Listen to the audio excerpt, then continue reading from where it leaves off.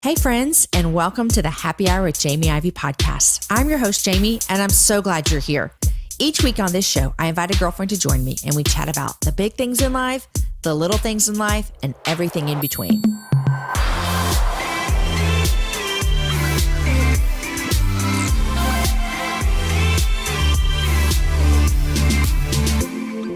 Support for today's show comes from Google Play. Did you know that you can download and listen to audiobooks on Google Play?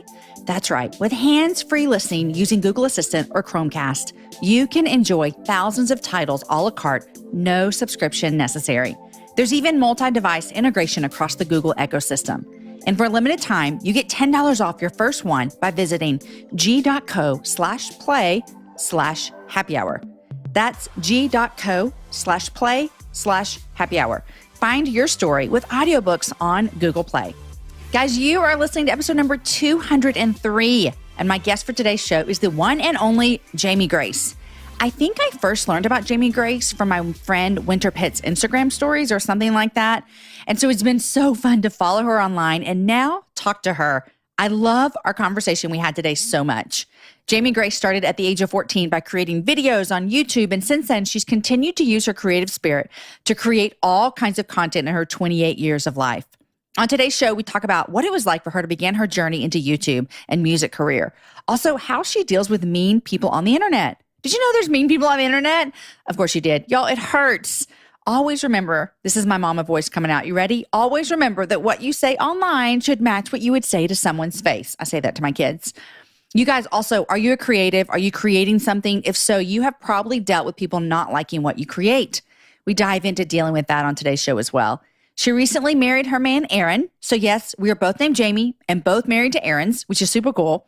She talks about the night they met and their wedding. And you guys, when you hear who they invited to their wedding, you will die. I nearly died. We talk a lot about singlehood. And even though Jamie Grace is a married woman, she speaks so well to women who are single. We had such a great conversation about that. I love this show so much, and I know you're going to as well. You guys, before we get to the show, did you guys know that I wrote a book? If you've been a longtime listener, you know that for sure. But if this is your first or your second or your third episode, you might not know. I also meet so many listeners who say they listen all the time, but they haven't had a chance to get the book. Well, today just might be your day. My book, called If You Only Knew, is the story of God bringing freedom to my life from shame and guilt over a reckless lifestyle before following Jesus. If you've ever struggled with feeling less than or not good enough for God, which, spoiler alert, is not actually possible, this book is for you. You can get this book wherever you buy books. That's Amazon, Barnes & Noble, Lifeway. Also, if you'd rather listen, then you can get the audio version because I read the book, you guys. That means you get to hear me read my book to you. It's like we're hanging out together. Also, if you have read it or if you read it in the future, I'd love to hear about it. Take a photo and tag me on Instagram and use hashtag #IfYouOnlyKnewBook. Okay, guys, here is my conversation with the sweetest and the coolest, Miss Jamie Grace. Hey, Jamie Grace, welcome to the Happy Hour. Hi, thanks for having me. I'm so excited. This is so fun. And I feel like when I tell some of my younger friends that I had you on the show, I'm going to get cool points because you're super young and cool and hip. And so that does a lot for me. So thanks for coming on the Happy Hour. No, you're very kind. I have my sister's only 2 years older, but she's like much more mature and dignified. And when I told her that I was talking to you, she was like, "You're talking to Jamie Ivey?" And I was like, "Yeah, I'm a woman now." I'm all grown up now, let me tell you. Yeah, exactly. Which, speaking of, how old are you? I am 26, which I feel like is not like super young. I don't know. Yeah, I'm 26, but I started on YouTube 12 years ago. So a lot of people still think that I'm 14 or 15. So I think that's kind of what happens. Okay, so let's just go here, jump right in, because we have so much to talk about because a lot of amazing things are happening in your life right now. And so that's a fun conversation to have. Thank you. But fill me in first, 14 years ago? Or you were 14? Yeah. No, 14 years ago. 12. I may have said 14 years ago. I don't know. I have ADHD. Okay. Welcome. It was 12 years ago, but I was 14 years old. There we go. Okay. So 12 years ago, let's see. I assume there was a lot of people on YouTube, but it seems like that was a long time ago. Your parents were just cool with the 14-year-old getting on YouTube making videos. What were you doing? What were you talking about? Tell me how this all started. Yeah, they were definitely not okay with it. I was a young, super awkward, homeschooled preacher's kid. recently diagnosed with Tourette syndrome, with a significant amount of energy and not a lot of friends. And I had a lot of creativity, and I attribute that to both of my parents and their choice to, cultivate my creativity, and my sisters as well. And I just had so many things in my heart that I wanted to share, so many songs I wanted to sing, so many stories I wanted to tell. And I honestly didn't have a lot of friends, and I didn't know where to put all of this energy. So I realized that there was a website that had just come out called YouTube. YouTube's been out for 13 years.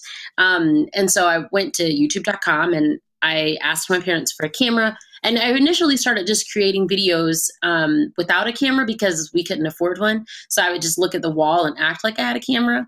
And that was when I was 11 and 12. And then they bought me a camera when I was 12 or 13. And then I found out about YouTube and I uploaded one of these videos. And it actually did pretty well in our local community. I did a video called Escape from Homeschool that was an improv about a character that was discovering the world for the first time because she finally ran out of the house. And Hilarious. Our local community, they really got into it. And I got recognized at Walmart, and I felt like I was the most famous person in the world. And then my mom started to wonder why people were talking about how funny I was because I didn't go anywhere.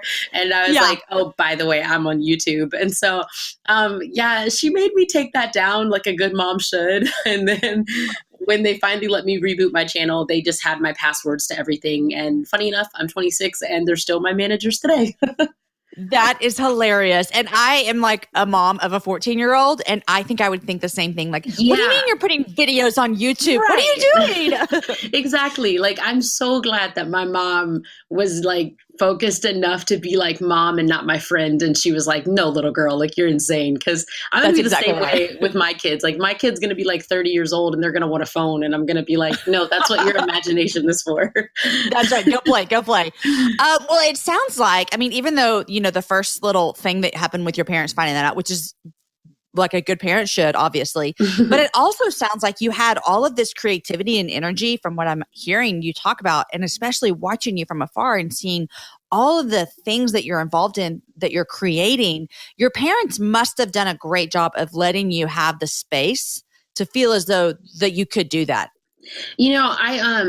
I don't want to sound like that girl, but I do think I have the best parents in the world. They were able to see from an early age what my sister and I were interested in, and they were able to really make sure that those were the things we were able to have in our home. Some things that my mom always says is that every child should grow up with a piano in the house, and every child should grow up with a globe or an atlas in the house. So many core things that she always wanted us to have in the home so that we were always being inspired to create, no matter, how old we are, no matter if we were bored or whatever. And so even from a young age, we didn't really have television. We watched maybe an hour on the weekends. And I remember my mom saying the television was someone else telling you their vision. And so she would always encourage us to create something for ourselves. And I don't, even when I look at how busy my schedule is now with music and podcasts and all this stuff, I don't ever want people to think that I'm talented or anything. I think I have the same amount of talent that any other person have. I'm just very focused. And my parents are both pastors and teachers, meaning homeschoolers. And I'm just really grateful that they really helped me focus from a young age of you're not going to be that great at math. You're still going to do it. You probably won't remember everything about every war. You're still going to learn it. But you know how to write, and we're going to help you focus on your writing and make sure that you can, be the best writer that you can be. That's really encouraging as a parent, to think about that as I talk to my kids and parent them and, walk through their life with them. You mentioned earlier that when you started your YouTube channel, you were recently diagnosed with Tourette syndrome. Yeah. And you mentioned that you have ADHD. Yeah. Did I get the right one? And so you're now trying to put yourself out there. Was that a form of hey, I want to show the world my creativity because I'm struggling in friendships because of this? Or tell me where all that kind of played into your creativity. Right. Well, first of all, you mentioned your kids, so I have to say I feel creepy because I watch your Instagram like a hawk, and your family is so cute. And I'm also obsessed with the fact that we're both Jamies and we both married Aarons, and it just makes me really happy. That is so true. So I just had to get my little Ivey family rant out really quick. Okay, good. So that might not be the last one, but we'll try. But yeah, when I first started my YouTube channel, I started two at the same time. I started like my Jamie Grace channel, which was, creativity and goofiness and music. And then I also started one to raise awareness for Tourette syndrome. When I was 11, I was diagnosed with Tourette syndrome, ADHD, OCD, and anxiety. And it was a lot to handle at 11. And from I'd say 11 to 13, 14, I really went through, my symptoms started at 9. So even say 9 to 13 or 14 years old, I really went through a pretty heavy depression of just not understanding, life, and not understanding if I had a purpose, and not understanding if God loved me. So many things that I didn't understand because of my health. It really was just falling apart. And because of that, my social life started to fall apart, and my spiritual life fell apart, and my emotions fell apart, and everything just felt like it was falling apart. And so for me personally, like, being creative was the way that I started to rebuild my life, and the way that I started to just try to figure out what are these broken pieces and how in the world am I going to recover from this? How in the world am I going to fix this? I believe that maybe one day I won't have Tourette's anymore. Like, I ultimately think it's going to happen in heaven, but like, it could happen on earth, and that would be super cool, but I don't know the future. So I'm just like, you know what? I just got to make the best of what I got while I'm on this crazy little earth, and try to find joy and excitement even through the stuff that feels like it's not even worth being joyful about. And so that's a lot of where my music even comes from. My really happy and joyful music comes from the pits of not being happy and not being joyful. It's like, okay, I got to make some kind of beauty out of this mess. And I love that you can talk openly, because that's going to be such an encouragement to anyone that's listening, because you've been through those valleys of feeling as though, I don't know what my purpose is. God, where are you? And that's a lot to handle at the age of 11 when you were diagnosed with all of that at one time. That's just so much to handle. Yeah, it definitely wasn't an immediate ability to be open about it. I grew up listening to like music that my parents are very intentional to like make sure that we were like having positive influences and stuff in our lives. And so I grew up on a lot of Southern gospel, and like all Black girls from Georgia do. And I grew up on a lot of contemporary Christian and traditional gospel. And so I remember like hearing like the testimonies of like the Rambos, like during like a gospel hour with the Gaithers, or like, totally. Like, I remember like hearing like Zoe Girl share their testimonies in Everlife and Out of Eden. And I just remember like that stuff changed my life, and hearing people be so vulnerable. Like I heard Tammy Trent speak when I was like 13 or 14 years old. And that was a huge turning point in my salvation, even of hearing how, she lost her husband and how she learned how to trust God even after that. And so I'm honored to be able to share my story, but I can definitely say that it's only because I've heard other people be so vulnerable and honest, and it's changed my life, that I've realized, well, maybe I don't need a microphone or a stage. God has blessed me with those things, but maybe I can just start from where I am and open up a YouTube channel and try to do the same thing for other people. Yeah, I'm a big fan about sharing our stories. It's one of the things that I love talking about a lot. And what I've noticed is, and you can tell me if you've noticed this in your life, is that by being vulnerable with, for you, the viewers on YouTube, or your listeners to your podcast, or people at your shows, whatever, by becoming vulnerable with them, I feel as though freedom comes for us as well within that moment. Have you experienced that as well? Oh, most definitely. When I started to talk about having Tourette syndrome on YouTube, my first video was called "What is Tourette syndrome?" because I didn't really know where to start. So I just was like, okay, I'll just explain what I found on the internet and, my own experience. So that was my first video. And then all the comments, well, there were, it's the internet, so they weren't all great, but a lot of the comments were incredibly positive and very inquisitive. And then of course there were the comments saying, I have Tourette syndrome too. Or then I remember getting emails from like, I was like 13, 14 making this stuff. And I got an email from like a mom with a son with autism. And she was like, thank you for making this. And I'm like, we don't even have the same stuff, but just me sharing my stories somehow reached them. And so then that made me want to make more videos about more topics and to open up even more. And so most definitely, like the vulnerability that I have on YouTube now, like I thought I was being open and vulnerable at 14 or 15, but now I'm like, whoa, I just told them everything. But it's like, It's like sharing these things. It's like, it's really empowering, and hearing that people are being affected by it in a positive way. It really makes me just want to like, it's like, this sounds so like cheesy Sunday school / Sesame Street, but it's like to know that you can be like helping people by sharing your story. I'm just like, yes, I'm going to tell you everything. It's not Sunday school or Sesame Street. It's very true. Yeah. It's just, you can see it happening. Okay. So you create a lot of content and you put a lot of content out in the world for people to see. A lot. Yeah. How do you deal with comments? Oh my goodness. I think early on, like I was not sugar-coated from any of it. Like my parents didn't sugarcoat anything for me. They were very wise about like not showing me things. Like I'm sure there's stuff they didn't show me. And even now, just to be totally honest, like from a security standpoint, there's some stuff that like they'll tell me a sentence and I'll be like, could you elaborate? And they're like, no, thank you. And so I'm like, dang it. And then they just won't tell you. Right. Some things they don't tell me just because I don't need to know all things. But I mean, it stinks. Like, I'm not going to lie. Sometimes things really do hurt. Comments really can hurt. I grew up in the South and I'm Black and I'm really proud to be, who I am, and I'm proud of my family and our culture. Just found out I'm 20% Irish. So that's fun. I saw that. I loved it. Yes. Oh, thank you. So that's fun. I've got a lot of Caucasian cousins I never knew about.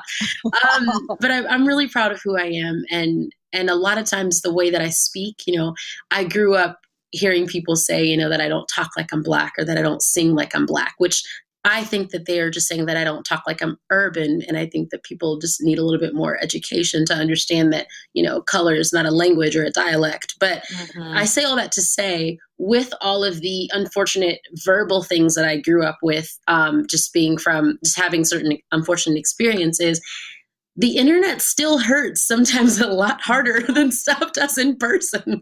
Because you know why? People will say things on the internet that they would never say to your face. Yeah. I mean, sometimes there have honestly been times where I have to put my phone down and I'm so glad my sister's my neighbor. I'll just go over and I'll be like, just sit with me. Yeah. I just can't. And I think that's one of the main things I have to remind myself that. Well, something that my mom says all the time, and I'm sorry, I'm one of those that quotes their mom every 5 minutes, but something that my mom has said, and I think she says this in every other sermon that she preaches, and she says, all they have is what they've been given. And anytime someone hurts me, I have to repeat that in my head over and over. All they have is what they've been given. All they have is what they've been given. And it just reminds me that sometimes people do things out of pure ignorance, and sometimes people do things out of the pain in their own hearts. And that helps me to understand their reasoning behind things, and that even the most ignorant, racially driven, arrogant things about, having Tourette syndrome or whatever they might be, even the most hurtful things, that person is still saved by the same grace that I am.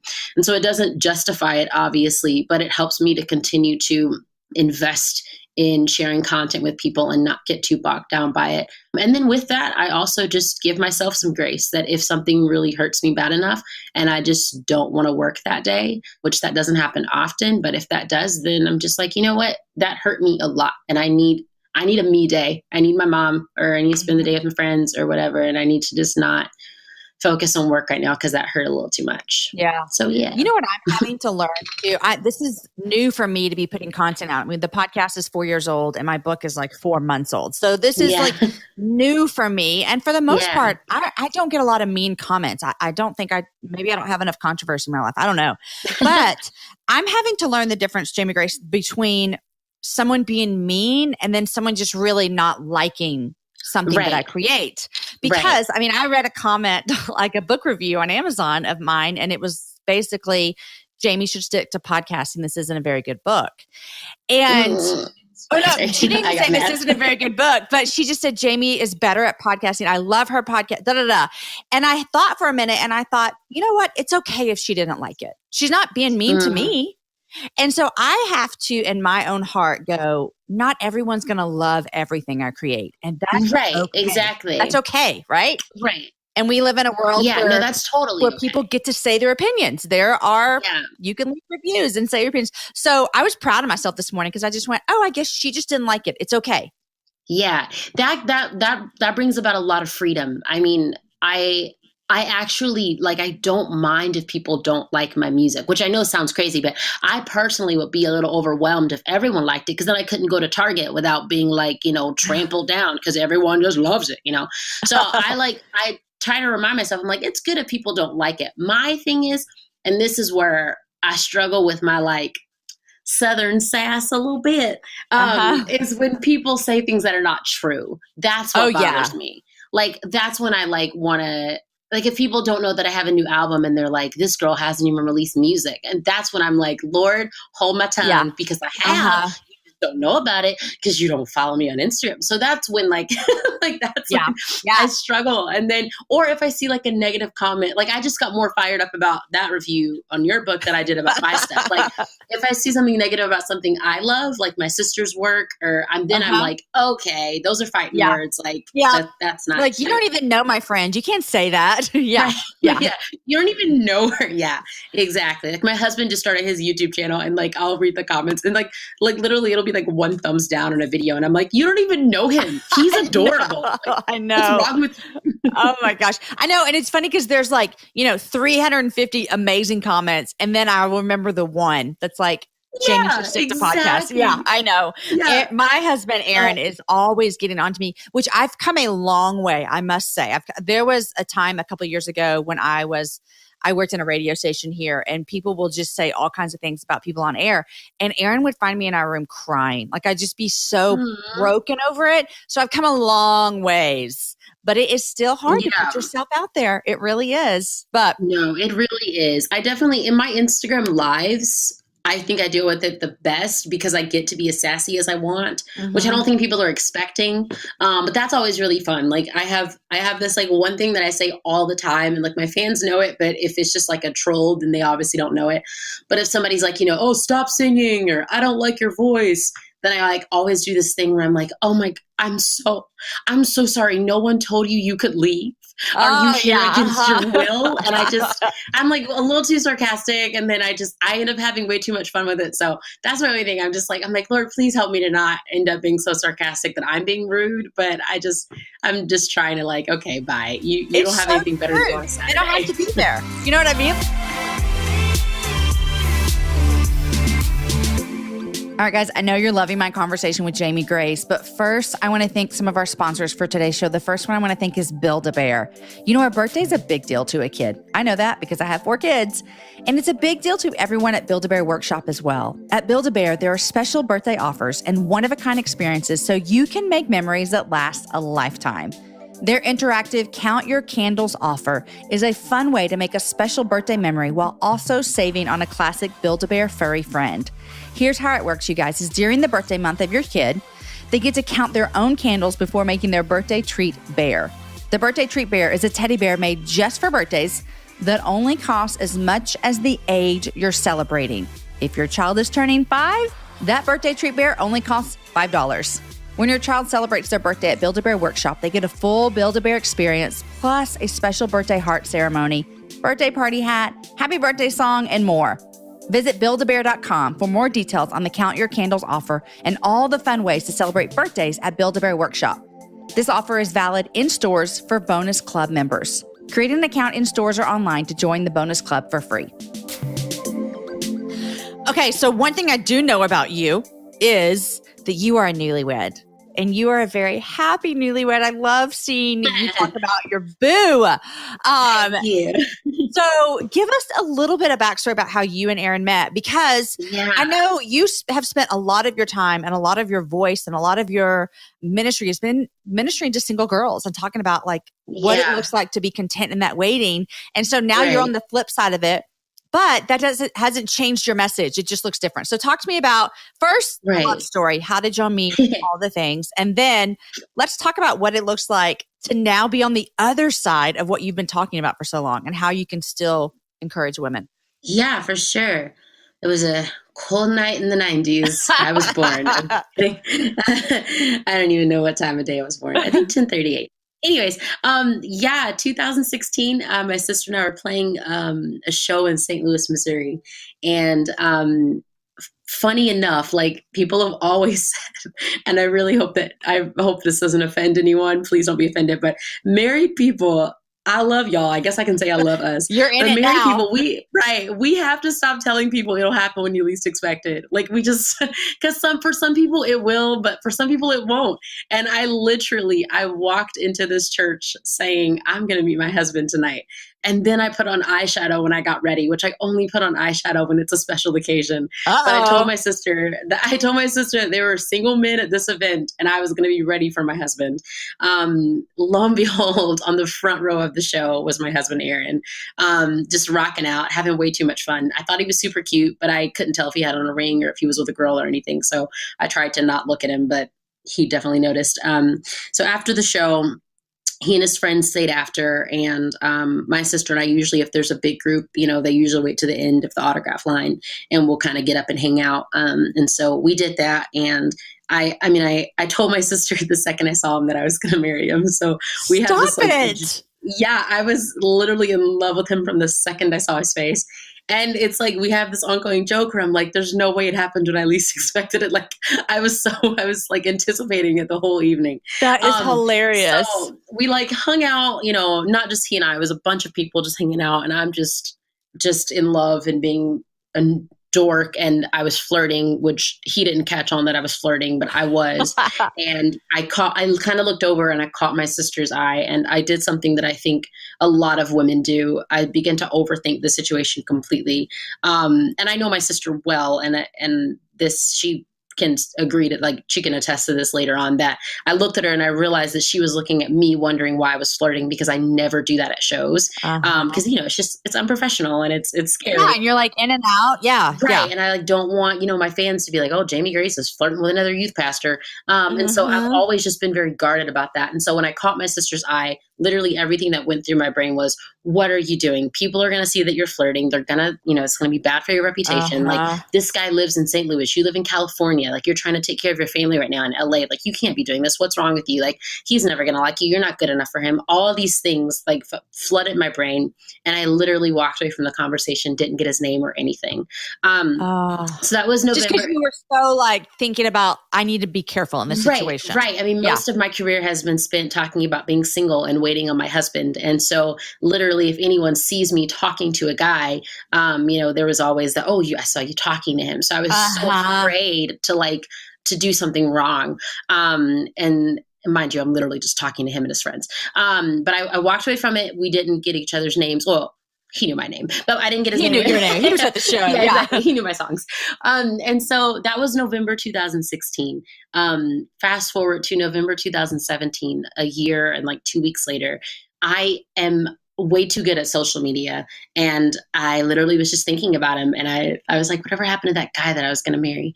And so I knew the church that we played at, and I knew the youth pastor from that church, and I knew that they were associated with another like group of people that went there.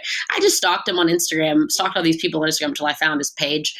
And then I followed him, and then I didn't say anything because I was still too scared to say something, because I was like, oh, what if he screenshots it and shows his friends and he says that I'm a friend? So I didn't say anything. And so long story short, 2 days later, he sent me a DM and was just like, a direct message. And he was like, thank you for following me on Instagram. We talked for a few days about the holidays, about Thanksgiving. It was my birthday coming up. On the morning of my birthday, he sent me a video and said that he wanted to get to know me a little bit better. And so I told him, I was like, hey, if we're going to do this thing, like, we're going to be intentional. You're going to talk on the phone. You're not going to text me. And so we talked on the phone for the next day for 6 hours. No. Yeah. And then literally every day for about 3 weeks for about 4, 5, 6 hours. And then it turned into like talking on the phone in the morning, and then on his lunch break, and then before I went to bed. And then like that was November and December. The first week of January, he flew out here, and literally the day he flew out here to visit, he got my dad's blessing. And wait, okay, stop real quick. Stop. Yeah. Okay, because I need to make sure I have these facts straight in my head. Oh, yeah. You hung out with him after a show in 2016. Yeah. Flirty. Oh my gosh, I can't be flirting. Don't get his number. A year later, you find him on Instagram. 3 days later, he sends you a message. You start talking on the phone. So you still have not seen him in a year. Since the show. And then talk on the phone for like 78 hours. And then he comes in January of 2018. Ask her dad. And I know you guys got married in April. Right. Yeah. Girl. Yeah, it was so fast. I mean, mind you, I knew I was going to marry him almost 2 years ago, so I was just that's waiting right. for him to catch up. That's hilarious. Yeah, it was very quick, which is crazy because I have like honestly always prayed to just not guess and to just not wonder. But he is the most intentional man in the world. I mean, our first phone conversation, he was like, "Just so you know, like I'm looking for a wife," and I was like, "Good to know because I want to be wifed." And so like, I mean, it's crazy, and it's just the most. It makes so much sense. It just makes so much sense out of like my parents are so supportive, and his mom flew out here with him when he came to visit, and his parents are so great. My sister and her husband, they're so on board, and it's been insane. And now we're married, and it's just great. And he's my bestie, and I'm just like, cool, okay, bye. Okay, I love this. Okay, so I love it so much, but I do want to talk about this. How has it been in the transition for you as being someone who has been pretty vocal about your singleness and about being content in it, about waiting and all of those things. And then now to be on the other side of what you've been talking about for so long. How has that been for you on a personal level and just on, ministry for what you put out and everything like that? It was honestly, until about a week and a half ago, it was terrifying. I've spent my whole life being single and talking about it and being proud of the fact that I knew that my husband would be worth waiting for. I've been on dates before, but I had never been on a third date because I didn't meet anyone that I felt like I wanted to go on a third date with. And a lot of people thought I was crazy, but I was just kind of like, no, trust me, this is what I'm doing. I wasn't trying to be a role model. It's just how my parents have been married for 30 years, and I really admire their marriage and other godly marriages that I see. And I just wanted to have a strong godly marriage. And so I was just waiting for that. I wasn't trying to tell anyone about it. But once people started listening, then I wrote a book about it. I have a podcast called Wait It Out. I have all these songs about being single and all this stuff. And I'm kind of like, okay, kind of nonchalant about it, to be honest, like, this is just my life. I'm just single, whatever. But then when Aaron showed up and an engagement happened, and which, by the way, no one knew we were together until like 3 days after we were engaged because I wanted to keep it private and everything. But once all of that stuff happened, then like that's when the insecurities like sunk in, because I'm like, whoa, it happened for me. Like, I don't know if you remember Rebecca St. James, but I remember like growing up hearing her song, Wait for Me. And when she got married, I literally sat in my room and I cried my eyes out because I remember thinking like, God, she did it. Like, if it can happen for her, it can happen for me. And so now that I'm not single, I start to feel that pressure of like, whoa, there are little girls across the world that are sitting in their rooms crying, going, if it can happen for Jamie Grace, it can happen for me. So it was really scary. And I kind of just disappeared. And I think it was the right thing to disappear pretty much for the month of April. And like the first week and a half, 2 weeks of May, I didn't do any podcasts.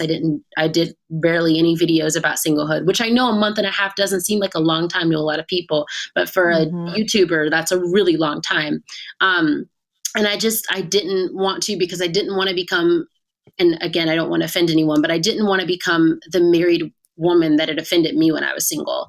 When I was single and I would say, it's really hard being single, a lot of married women would just say, well, just keep waiting. And I would sit there like, but that's what I'm doing and it's not working.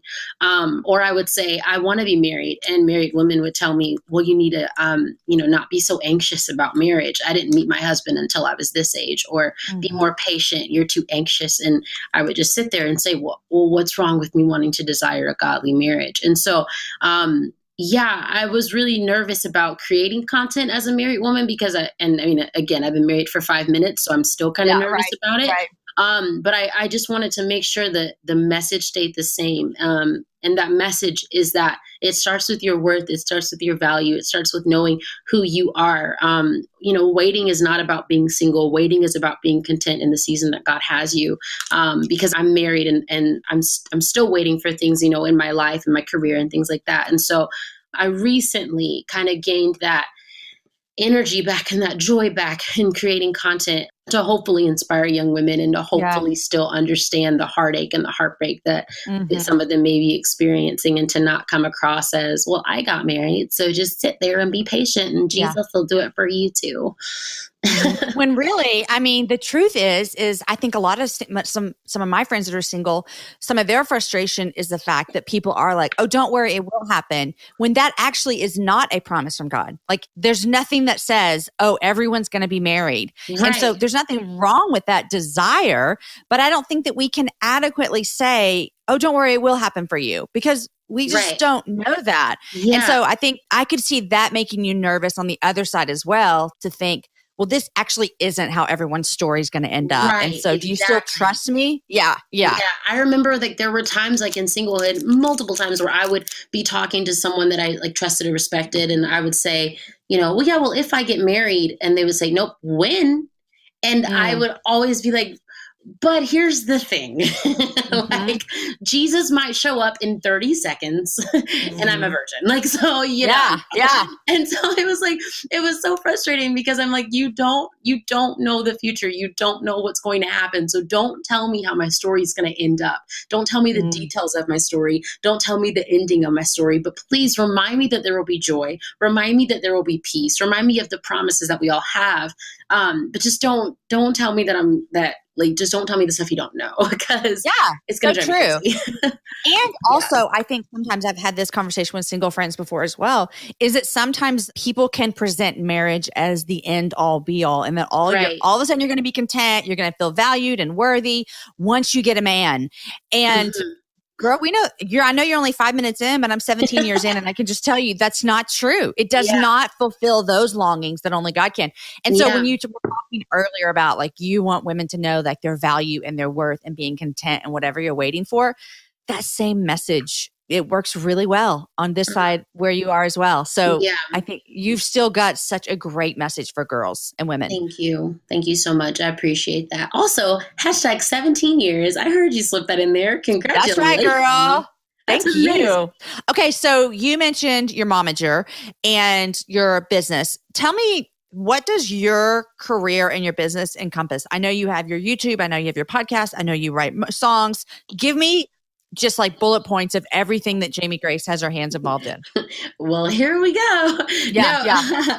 so my main thing, I started out on YouTube with singing was the thing that started to keep me the busiest with YouTube, and so I travel playing shows. A lot of times I was supposed to be touring right now, but then I decided to get engaged, and so I wanted to be intentional about not being Yeah. on tour the month before my wedding and then the month after. So usually I'm touring all the time, but I'm a newlywed right now. So I'm like, actually, let's not. And it's great to be home. So yeah, I'm a touring singer songwriter. I do that all the time. And then I'm also a YouTuber. So I do bi-weekly videos.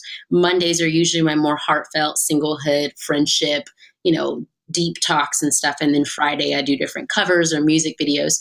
Most of my music videos I produce alongside my sister with Harper Sisters Entertainment. We do audio and video production. So we do a lot of our production for our own music. We don't always engineer it, but we do a lot of production for our own music. And then we film and edit and direct our music videos as well. And then we both have a few podcasts up our sleeve. And then I also consult for other artists and YouTubers and stuff. And it's been really fun to help my husband launch his YouTube channel and consult for my sister's channel as well.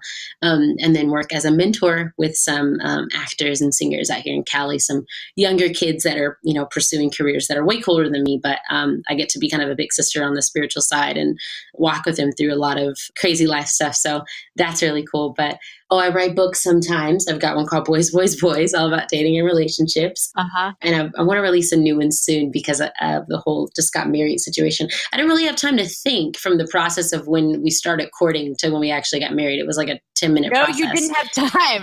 Right. Exactly. I kept thinking, I was like, I need to write all this down. And I was like, where am I going to write it? I don't have a book. Like, I don't have a pen. Like, I'm like doing anything. I'm just literally running down the aisle. Yeah, I think that's most of what I do. I think that's all of it. Yeah. Okay, I love it. We'll roll with that. Sure. I seriously love following you and seeing all the things you're doing. And you make me so very happy. And so I know you do so that much. for Thank you. your listeners and your readers and your watchers. What do you call it? YouTube watchers? Yeah. I think subscribers or fans. Subscribers. There yeah. we go. I sound Look like at an us. old woman when I was like, what do you call those things on the internet? You're okay. Okay. Well, have you released any new music recently that you want to tell us about? Yeah, I have. So my latest record came out fall of last year. It's called 91. That was the year I was born. And it's a throwback record musically. It's just inspired by a lot of music I grew up listening to. And then my latest song was released May 18th. It's called Wait It Out. And it's a song that I wrote when I was single. I wrote about 4 or 5 years ago about when my sister got married and how I wanted to learn how to be confident in being single. And it's all about how singlehood was not a season of saying I'm here because I have to be, but it's a season of saying I'm here because I'm waiting for the one that God has for me. Yeah, Wait It Out just came out, and it's our wedding music video song as well, which was really cool to get to share that. We had a public wedding, so like fans came to our wedding as well, so that was really cool. So there's like some fans in the music video, so that was really, really special to get to share that with them. But yeah, okay, so wait, I'm sorry. Did you just say we had a public wedding? Yeah. Okay, you're going to need to tell me what you mean by that. I did see also your wedding on, was it People Online? Yeah, people they had the exclusive to our wedding photos. And so that was like a huge secret to keep from all of our friends. They were like, why haven't you sent us the wedding photos? I was like, I can't tell you. And then when they found out why, I was like, it was really cool. Okay, tell me about this public wedding. And here's my questions. First of all, Jamie Chris, why, where, and did they like pay to get in, or what's happening here? Right, we sold merch. I'm just kidding. No, exactly. No, it was totally free. It was insane. There were like people that like flew in from like, I think some people flew in from like Minnesota, Canada. It was ridiculous. Like I've shared so much of my life with people, and I've had so many people praying with me for Aaron to show up before any of us knew his name. And so when I was about 20 years old, I told my parents that I wanted to have a public wedding. I think I wanted my wedding to be a party, a celebration, and I wanted to have as many people there to celebrate as they wanted to come. And so I shared that with Aaron, and he was definitely on board. So it wasn't massive. We invited about, I think it was like 500 fans. We opened it up to be able to RSVP online and attend the wedding with us. And then of course we had like a private dinner with our family afterward. Not trying to be funny, but I stayed there for 5 minutes. I was like, okay, see you at Easter. Hashtag waiting. I got to go. Yeah. Yep. I have to do some things. Fun fact, I actually had to go to work the next day. But yeah, we wanted to celebrate with people, and we wanted it to be a fun wedding and to be something that people like. At the end of the wedding, we walked out to "We're All in This Together" from High School Musical, because like my singlehood has brought a lot of laughs and tears and joy, and Aaron has brought a lot of joy into my life, and we wanted our wedding to reflect that. And as far as a lot of people were saying, well, it's not going to be private, it's not going to be intimate. But for us, the marriage is way more important than the wedding. So the wedding was a moment for us to be able to share what God has done. And there were little girls there and grown women there and some guys there that have written letters saying that it gave them the fuel to want to wait. And that's why we did it. So it was worth it for sure. Do you remember the first people that you saw when you got home from your honeymoon with your husband? Yeah, I saw my brother-in-law. Okay, listen. Okay, when you were talking about, I was only at the dinner for 5 minutes. It took me back to our wedding. And I remember when our friends picked us up in the airport. And then I remember when I saw my parents next, I was like, I felt so weird. Yeah. And I wasn't a virgin when I got married, but I still felt so weird. Like, oh my gosh, they know. Yeah. Like they know what we did. Right. It was so weird. The first time we had dinner with my parents, I'm like, this is so weird. I'm trying to think. I don't think I've seen my parents yet. Well, the next time you and Aaron are hanging out with your parents, you're the thought's gonna come into your head. Okay, Jamie told me my parents know what we do, and that is weird. No, it was. Actually, I feel like the ice got broken for us very early. You're going to think we're insane. I had to play a show the day after the wedding. No, you did not. There was a show. There's this really sweet, I'm not Catholic, but there's this Catholic school in Louisiana. And these children they're all like, I mean, they've been through so much, like emotionally, medically, like they're the most amazing kids. And I've already played there before, and I already had the show booked. And we really wanted this wedding date. Like, we didn't want to change it. And so I told Aaron, I was like, if you don't want to do it, I can try to talk to them. And he was like, no, like, this is what you do. I love watching you inspire these kids. Like, you're changing their lives. Like, these kids are amazing. Like, God wants us to do this. Like, we should go. And so it was weird for me because my drummer is like my little brother. And he was one of the groomsmen. And so we literally. Okay. Yeah. Oh my gosh. Yeah, I saw, like, it was just this when I saw him the next day, we just stared at each other for a second and I was like, hey bro, and he was like, hey. So you had to get up, you had to like wake up the next day after your wedding and get on an airplane and fly to Louisiana. Yeah, like 6 o'clock in the morning. Oh my gosh. It was great. But honestly, like, it couldn't have been better because I think I'm such an open book. Like, I don't like to be inappropriate by any stretch of the imagination, but like, I've told everybody and their mama that, you know, I was a virgin for a million years. And so like, it's not like it was a secret. No, for sure. So I think that's what helped is that it was just, they just didn't make it awkward. Like the people at the school were so great. They were so great. And then when I got home, I didn't see my sister for like a week because she was working out of town, and her husband, we saw him like, I think like 2 days after we got back, and he's just such a big brother. He was like, hey.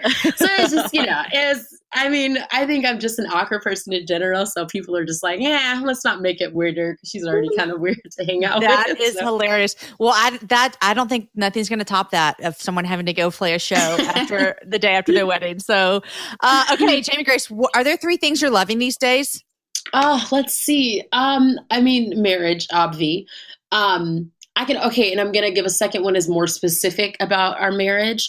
So I'm very OCD, and I have been so blessed that Aaron is very understanding of like what my brain needs to function. So there are so many like dry erase boards in this house of like my plans and my organization. Not too many. I don't want to sound cray. Okay. But we have like a vision board in our room of like all the dreams that we have like professionally and stuff, which is really great. And we both enjoy that one. And then we have like a dry erase board calendar in the kitchen that like, you know, so I can know like what's going on and everything. And then I have one in my office that has all of our YouTube videos laid out for the next month and a half. And so, and then we have one on our refrigerator so I can know what meals we're going to eat so I can not forget things at Costco. So I just like, it's kind of a lot, and he's so chill about it. And I just love that I can, like, I feel like honestly that I'm not trying to be sappy, but this is like, as far as someone that really does struggle with OCD and has to work through anxiety of planning and just peace in my life, this is the most I've ever felt like myself. And so it's just there's so much peace in our marriage, and so much of it is because of the amount of grace that Aaron shows and just the love that he has for me. And so I really just love him for that. And then the third thing, I just recently discovered these. You'll think I'm cray, but black beans, my goodness, they are fantastic. So, like the black beans you eat in a taco? Yeah. I never had them before till Wait, pretty you've recently. never had black beans? No. Well, now I have. I eat them all the time. But yeah, I just discovered them, and they're so good. I'm so glad you found them. Thank you so much. My favorite kind of bean, actually, this is random about Jamie, is black-eyed peas. You know, not into those. Ooh, I do. When my sister was little, like someone told her that they were black-eyed peas, and she thought they were actual eyeballs. And so she's like, she scared me into being scared into them. But if I have my eyes closed, I can eat them. Yeah. What are you reading these days? Okay, one of my favorite books, I read it in my singlehood and it changed my life. And now reading it as a married woman, I've been crying every time I open it. It's called Loveology by John Mark Comer. Okay. And it's just it says Loveology, God, Love, Marriage, Sex.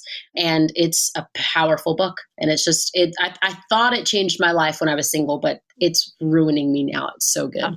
Okay. Very great. I love it.